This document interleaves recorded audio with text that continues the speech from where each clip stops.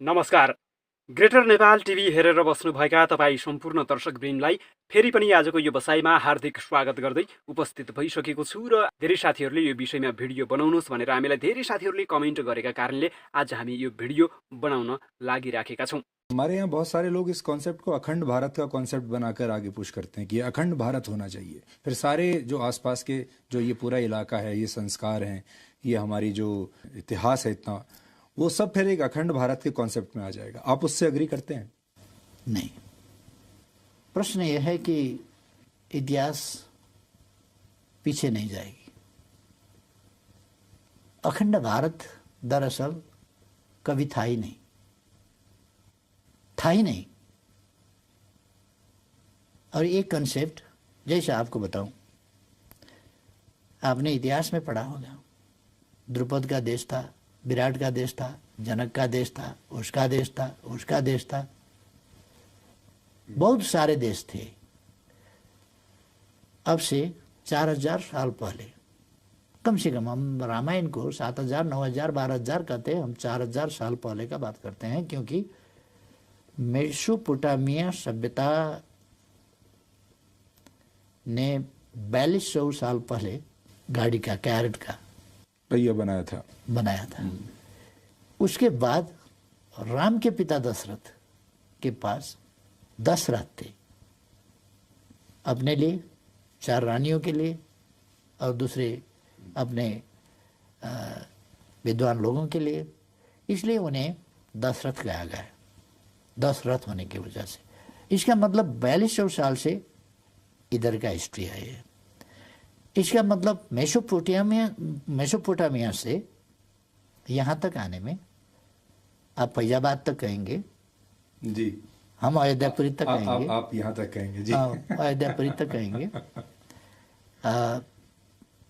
इसमें फिर मेरा कोई पूर्वाग्रह नहीं है, इसमें कोई कंफ्यूजन नहीं रहना चाहिए कि हम कोई झमेला करना चाहें, ऐसा नहीं है। हम तो बस खोज किया जाए, पवित्र राम भूमि, राम का जन्मभूमि असल में जो है वही पवित्र है, उसी की मिट्टी सर में लगाने से मतलब होगा।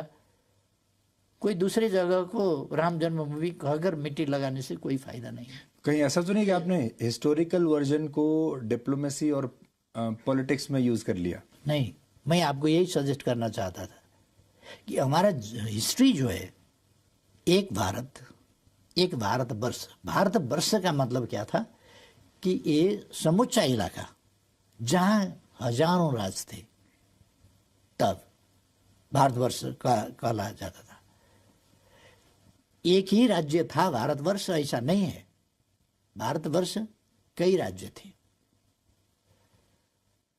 और ये तो यूनिफाइड भारत। दरअसल मैं सजेस्ट करना चाहूँगा, सुझाव देना चाहूँगा कि यूनिफाइड भारत बना कब, ये सचमुच में हिस्ट्री को जानना चाहिए। कल्चरली एक बनना दूसरी बात है, मगर देश कई थे। त्रेता युग में भी कई देश थे, द्वापर युग में कई देश थे। विराट राजा का विराट दरबार, हस्तिनापुर, द्वारका, गोपालों का राज था, वहाँ यदुवंश का राज था। हस्तिनापुर में दूसरा का था, दूसरी जगह दूसरा का था, दूसरी जगह दूसरा का था। ऐसा बहुत राज्य थे। राज्य बनते थे, टूटते थे, जीता जाता था, हारा जाता था। वो समय ऐसा ही था, माइट इज राइट का जमाना था। जिसने जीता जीत लिया। कोई संयुक्त राष्ट्र संघ तो नहीं था, पीस कीपिंग फोर्स भी कोई नहीं भेजता था तब। जिसने समेटा और खदेड़ दिया।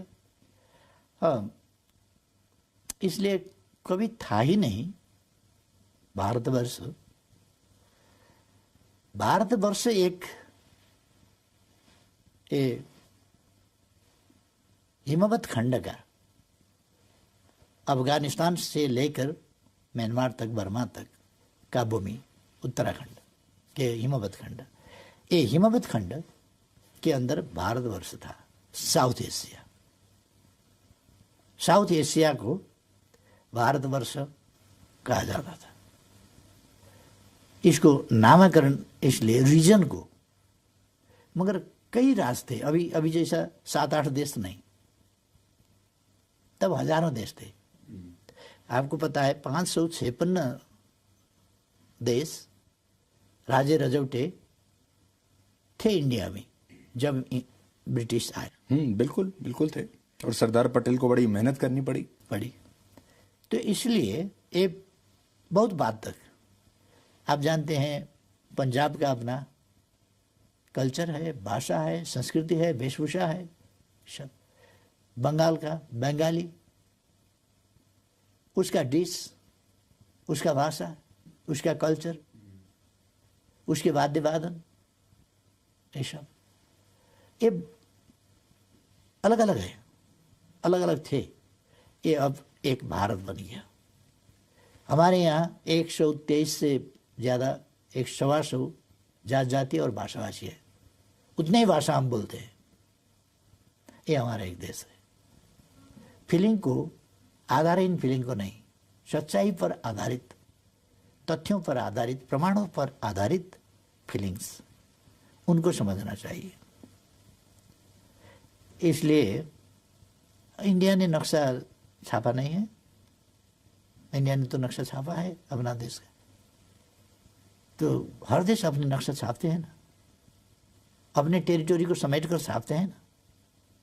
विवाद है तो नहीं, नक्शा नहीं छापते।